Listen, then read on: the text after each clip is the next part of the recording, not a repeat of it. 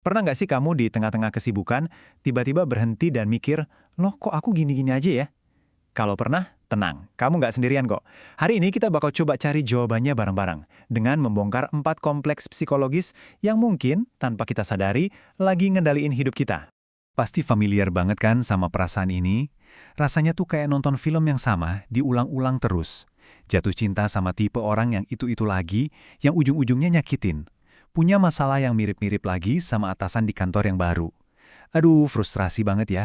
Seolah-olah kita ini cuma pemeran yang nggak bisa ngubah skenario hidup kita sendiri. Nah, ini dia nih, peta perjalanan kita hari ini. Biar nggak nyasar, kita bakal jalan bareng-bareng. Mulai dari nyari tahu kenapa sih kita bisa kejebak di pola yang sama, terus kita kasih nama musuh tak terlihat ini. Setelah itu, kita gali akarnya, cari tahu posisi kita di mana. Dan yang paling penting, kita cari jalan keluarnya sama-sama. Siap? Oke, kita mulai dari yang paling dasar ya. Perasaan terjebak atau kok gini lagi itu ternyata bukan kebetulan loh. Biasanya ini tuh akarnya dalam banget dari pola psikologis yang udah ketanam sejak kita kecil, bahkan tanpa kita sadari sama sekali. Jadi kata kuncinya adalah fiksasi emosional. Gampangnya gini deh, bayangin aja ini tuh kayak stunting emosi. Ada satu bagian dari diri kita yang pertumbuhannya itu berhenti di usia tertentu karena ada PR perkembangan di masa lalu yang belum selesai. Jadi walaupun KTP kita udah dewasa, sebagian emosi kita tuh masih bereaksi kayak anak kecil yang kebutuhannya belum terpenuhi. Nah, stunting emosi atau fiksasi ini tuh punya beberapa rasa atau wujud yang beda-beda. Di dunia psikologi, ini disebut kompleks. Yuk sekarang kita kenalan sama 4 jenis yang paling umum yang sering banget jadi dalang di balik layar kehidupan kita. Pertama, ada kompleks ayah atau ibu. Ini kejadiannya pas kita kayak terpaku gitu sama figur orang tua.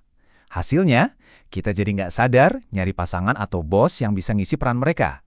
Mungkin kita nyari yang super ngelindungin kayak ayah atau yang perhatian banget kayak ibu.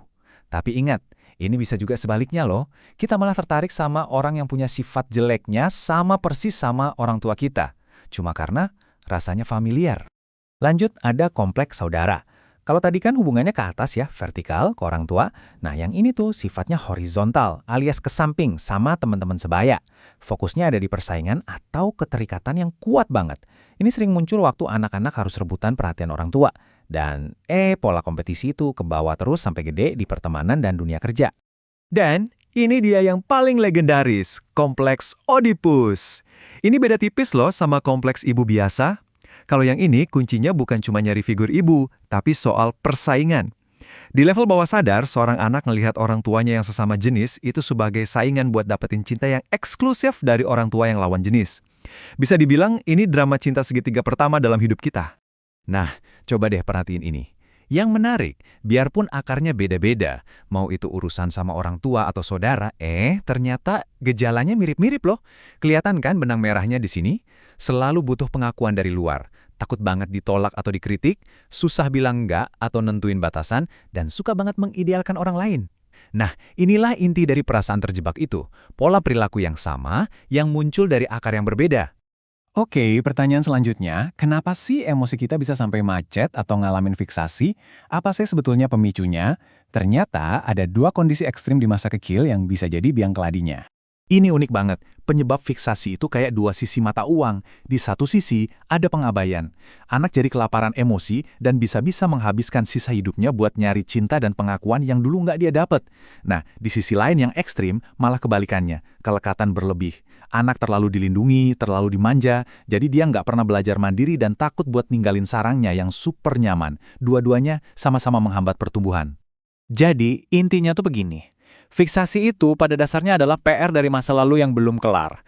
Entah itu karena kita gagal misahin identitas kita dari orang tua, atau kita punya kebiasaan mundur ke masa kecil pas lagi stres, atau karena kebutuhan kita dulu nggak pernah terpenuhi secara seimbang, yang akhirnya bikin kita kehilangan dorongan buat jadi dewasa secara emosional.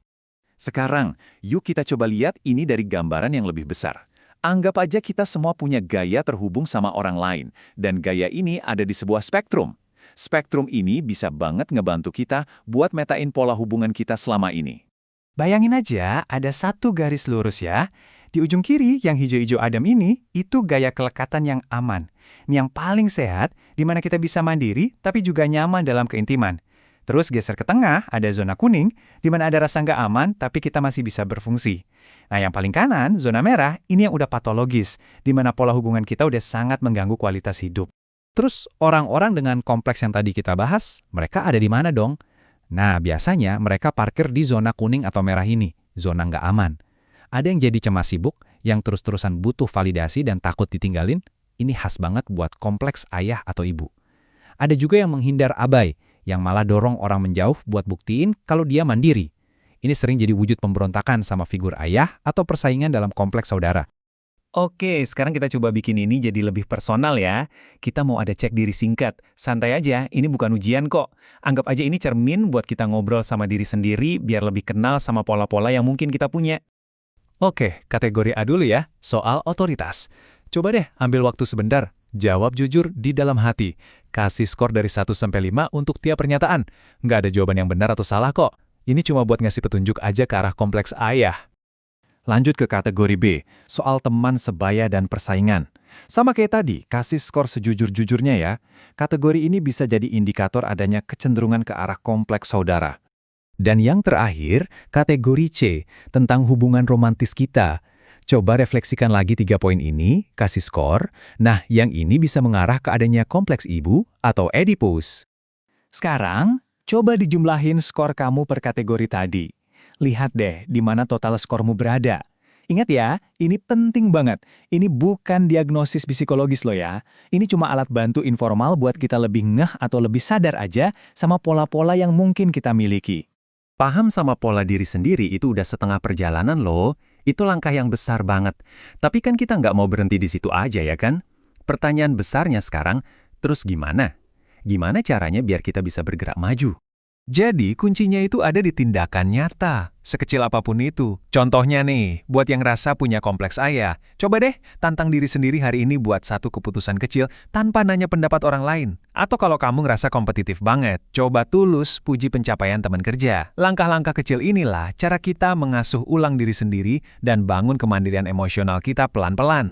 Tapi tentunya, kalau polanya udah dalam banget dan rasanya susah diubah sendiri, jangan pernah ragu buat cari bantuan profesional.